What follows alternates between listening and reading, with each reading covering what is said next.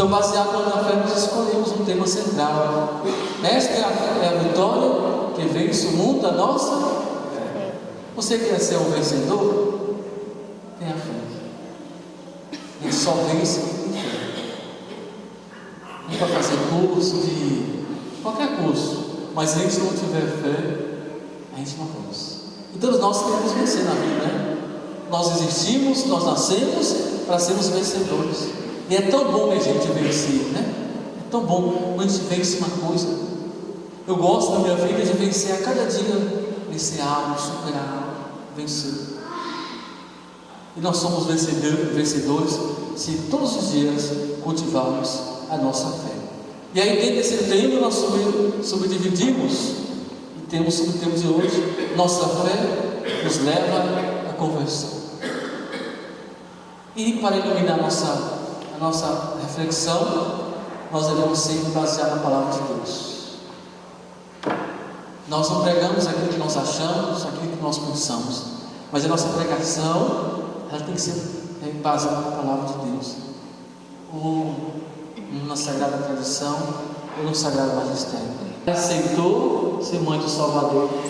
Ela vai dizer como isso vai acontecer se eu não conheço homem algum. Mas ela aceitou porque ela tinha fé. Então nós somos convidados a aderir a cada dia à fé. A fé e a conversão, esse é o tema dessa noite. A fé e a conversão estão intimamente ligadas. Não podemos, é impossível separar a fé da conversão. Eu pergunto para você, só para provocar um pouquinho: o que vem primeiro, a fé ou a conversão? A gente converte, a gente encontra com o Senhor, acontece a conversão e depois começa a acreditar, ou nós temos fé e depois a conversão acontece? O que vocês acham? O que vem primeiro, a fé ou a conversão? A fé veio primeiro, porque a fé é um processo, né? Eu estava lendo muitas coisas. A conversão é um modo de sustentar a nossa fé. Porque eu posso dizer assim, eu tenho fé. Agora a conversão ela vai acontecendo no meu dia a dia. Nós sabemos que a conversão é um processo, né? Hoje, meus irmãos e irmãs, eu estava meditando. As pessoas elas têm muito pressa que outros se convertam. Mas a conversão é um pouco demorada. Nós olhamos, por exemplo, para Saulo, que depois se tornou Paulo de Tarso. Como que demorou o processo de conversão dele, né? Eu estava, essa semana, estava meditando esse tema, fazendo uma comparação entre os homens da Bíblia de fé, os santos também, e fazendo uma comparação com os homens de hoje, que somos nós, homens e mulheres. Os homens da Sagrada Escritura, os santos, eles não tinham pressa, quer dizer, eles tinham pressa da conversão, mas eles caminhavam e a conversão demorava. Hoje nós queremos que a conversão acontece nos tratos deles rápido, porque nós vivemos um mundo tão rápido e achamos também que a conversão era um processo rápido. E a conversão de todos os personagens bíblicos, ela foi todo o processo. Saulo fez muita coisa errada para depois aceitar o Senhor. Quando nós olhamos, por exemplo, a história de Santa Rita ontem, né?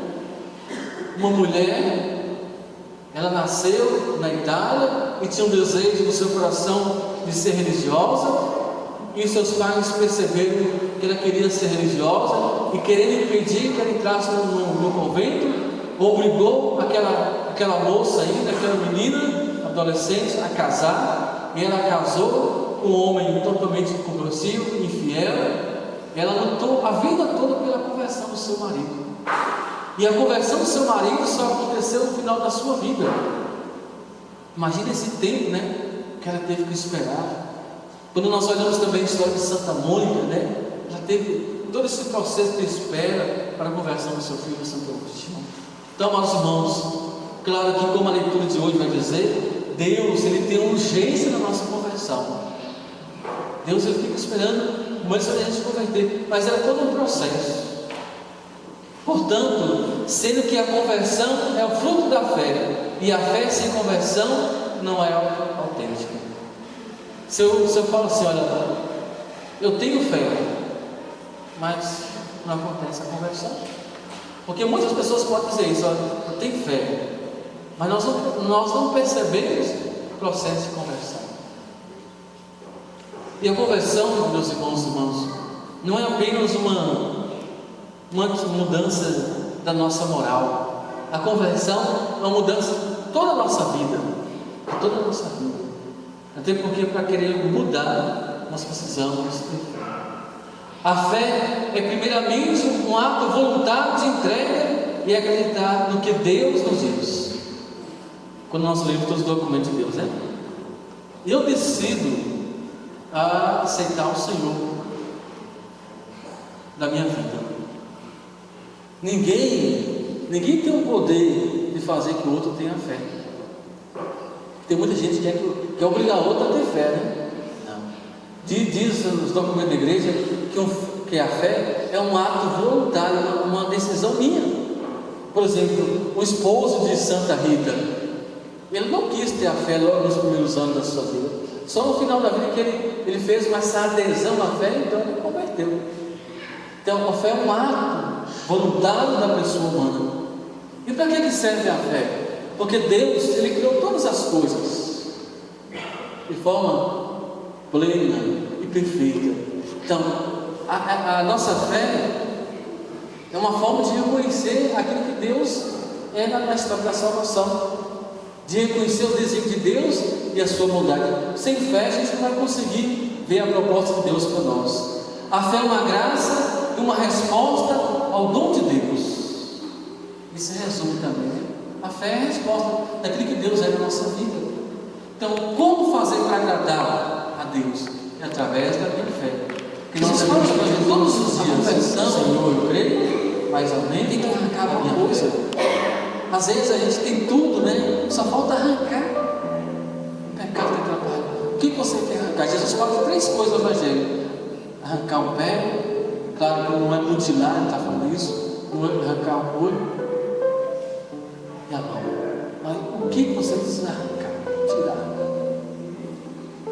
E Jesus vai dizer que é melhor entrar no céu, né? E não entenda essa passagem radical, espero que vocês estejam entendendo. Porque arrancar para que nós entremos no céu. É melhor entrar no céu com a mão do que com as duas e para o inferno.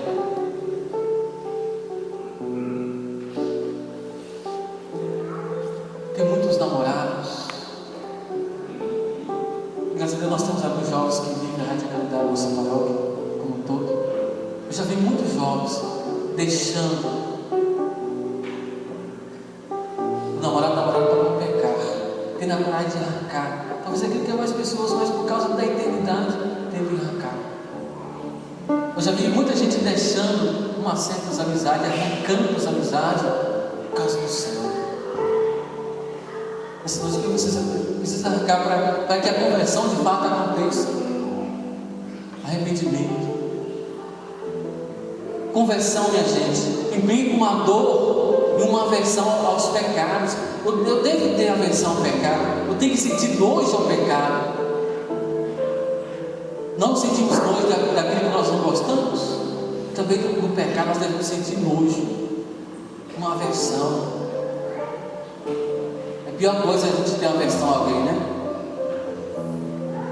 Nós devemos ter aversão não somente ao pecado, ao pecado cometido, de nunca mais pecar.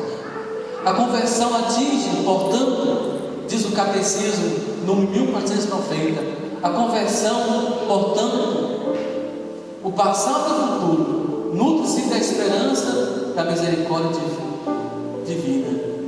Misericórdia divina. É Deus que tem misericórdia de nós. Lembrei agora de uma passagem de Provérbios, que eu não lembro o capítulo, o versículo, que diz bem assim. Eu ficava meditando, né? Essa passagem eu só fui compreender umas 3 semanas, né? Não me respondeu no seminário. Eu ficava encucado com aquela passagem que diz bem assim: o justo peca 7 vezes por dia. Eu não conseguia entender isso. O justo, né? Os santos pecam 7 vezes por dia. Até uma palavra. Meu Deus, os santos pecam 7 vezes por dia. E eu? Meu Deus do céu, como é que é isso? Só umas 3 semanas atrás que eu fui entender Por que os santos pecam 7 vezes por dia? E realmente pecam 7 vezes por dia. A própria palavra deu resposta. Os santos pecam 7 vezes por dia, mas 7 vezes também ao dia pede perdão a Deus. Essa é a diferença daquele que tem a santidade. Ele peca 7 vezes, mas tem coragem também de voltar 7 vezes. O justo peca 7 vezes, mas tem a coragem também de voltar 7 vezes ao dia. Então, o santo que Deus estava conduzindo a oração não é aquele que não é, mas aquele que depois de cada pecado, de cada erro, tem a vontade, tem a coragem de voltar para Deus. Portanto, amados irmãos e irmãs, apressemos a nossa conversão. Como diz a leitura do primeiro dia de hoje, né? Nós temos para Deus hoje uma coisa que me apressou minha conversão também. Foi num seminário de vida do Espírito lá em Nanuque, acho que em 97, que o pregador dizia assim: olha, muita gente prefere curtir a vida primeiro, depois para morrer. O pregador dizia: não, é hoje. Aquela palavra foi decisiva para entregar toda a nossa vida a Deus, toda a minha vida a Deus. É hoje. Hoje. A conversão é um processo, mas é uma decisão hoje. A conversão é um modo de sustentar a minha fé. Eu faço uma adesão a Deus. Eu acredito nas verdades reveladas, né? Porque a fé é acreditar nas verdades reveladas. Sem fé eu não consigo acreditar em que Deus vai revelando, que Deus é amor, que Deus é amor, que Deus é misericórdia. Então, como está a nossa fé? O que eu tenho feito diferente nesse ano da fé do que eu fiz nos anos anteriores? Como está o grau da minha fé? Eu sou capaz de viver qualquer situação da minha vida? Minha gente, o grande desafio de viver a fé é nos momentos de provação. Eu tenho experimentado um pouquinho isso, né? Como é difícil manter a fé no momento de provação. Meu Deus, tem que ter muita fé, viu? Não é fácil não, quando a gente é provado. Mas a leitura dessa semana vai dizer em Eclesiastes: meu filho, quem não conhece essa leitura, né? Quem não conhece? É a livro de cabeceira de muita gente. Meu filho, se entrares para o caminho do Senhor, prepara para a provação. O ouro é provado no fogo. É muito fácil, amados, dizer que temos fé no bem bom. É muito bom dizer que temos fé no grupo de oração toda quinta-feira. Levantar as mãos, eu tenho fé. Também é uma manifestação da fé. Mas a verdadeira fé é aprovada quando nós perdemos alguém. A verdadeira fé é aprovada quando alguém perde namorada, ou existe alguma coisa na família. A fé ela é provada nos momentos difíceis, como até nós temos. E nós devemos sempre alimentar nossa fé para que quando chegar os momentos de tribulações, eu possa ter coragem de sustentar. Conversão é um processo que requer muita luta, que requer arrancar muita coisa da nossa vida. Eu não posso dizer que tenho fé, que eu sou uma pessoa convertida, mas eu não sou capaz de arrancar todo dia de mim o pecado. E é o pecado que me impede uma verdadeira conversão. Estava ouvindo uma pregação nessa tarde, né? Do nosso querido Padre Paulo Ricardo. Ele dizia que ser escravo de Deus é ser livre. Ser escravo do mundo é viver na prisão. Então, amados, não tenhamos medo de ser escravo de Deus, de ser dependente de Deus. Não tenhamos medo de dedicar toda a nossa vida ao Senhor, de jogar. Porque nós temos medo do futuro, né? Eu vou entregar minha vida a Deus, mas eu não sei o que vai acontecer. Não temos medo. Deus cuida, né? Ele chama e cuida. como cuidou de Abraão, de Isaac, de Jacó, de Sara, como cuidou da Virgem Maria. Passamos a experiência nesse trilho, que não seja apenas noites de celebração dos 29 anos, mas que seja nesse 29º aniversário, esse momento de apreciar a nossa conversão. Certamente no próximo subteu, a fé nos ajuda a suportar o sofrimento. Eu já falei um pouquinho hoje. A fé é o escudo contra as tentações. Então veja como está ligado. Mas para eu suportar tudo isso, eu preciso querer, desejar conversão. Isso deve ser o desejo de todos os dias. A minha conversão e a minha santidade. Santidade de vida. É isso que nós queremos. E volto a repetir. É isso que o grupo Josué deve preocupar. Com a santidade daqueles que estão à frente, daqueles que passam. Que a Virgem Maria, mulher de fé, que acreditou em Deus, que acolheu a palavra, que acolheu o verbo, e viveu na penumbra da fé, estava de pé aos pés da cruz. Senhor, apresse nossa conversão, que não seja apenas esse ano, mais um ano pela fé, mas que seja realmente com Deus.